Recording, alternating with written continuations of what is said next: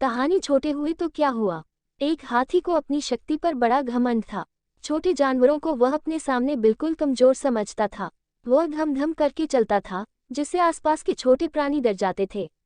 चलते समय वह ये भी नहीं देखता था कि पांव के नीचे क्या आ रहा है। कितने ही छोटे कीड़े और जानवर उसके पांव के नीचे पिचकर मर जाते थे।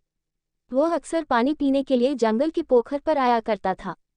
फिर सूंड में पानी भरकर तेजी से उछलता था और जोर से चीखता था। उसकी धम-धम चाल से रोज कई मेघ उसके पांव के नीचे दबकर मर जाते थे।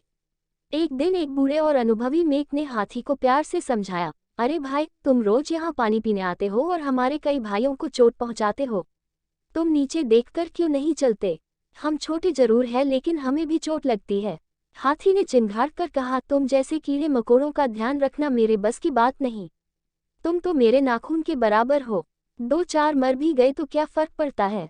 बेचारा बूढ़ा मेढक उस घमंडी हाथी से क्या कहता। वह चुप हो गया। उसने आसपास के छोटे जानवरों से बात की। पास के एक बिल में कुछ चूहे रहते थे। मेढक ने चूहों से अपनी समस्या कही। एक चूहा बोला, वैसे तो हम सच में हाथी के नाखून के बराबर ही हैं, लेकिन हम सब मिल जाएं तो बड़े हाथी का मुकाबला भी कर सकते हैं।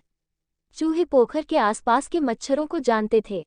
उन्होंने मच्छरों से बात की तो वे भी उनका साथ देने के लिए तैयार हो गए। सबने मिलकर एक सेना तैयार की। अगले दिन जब हाथी आया तो सब पहले से तैयार थे। जैसे ही हाथी ने अपनी सूंड नीचे की, एक चूहा उसकी सूंड से चिपक गया। हाथी चौंक गया। तभी दूसरा चूहा सूंड पर उछलकर सीधा आंखों तक पहुंच गया और काटने लगा। हाथी चिल्लाया और तभी मच्छरों की पूरी सेना उस पर टूट पड़ी। हाथी की समझ में नहीं आ रहा था कि क्या हो रहा है। वह भागने लगा और मच्छर उसके साथ उसके पीछे पीछे उड़े। वे तब तक उसे काटते रहे जब तक कि हाथी गिर नहीं पड़ा। उस दिन के बाद वह कभी वहां नहीं आया। इस तरह छोटे छोटे जानवरों ने मिलकर एक विशाल घमंडी हाथी को हरा दिया।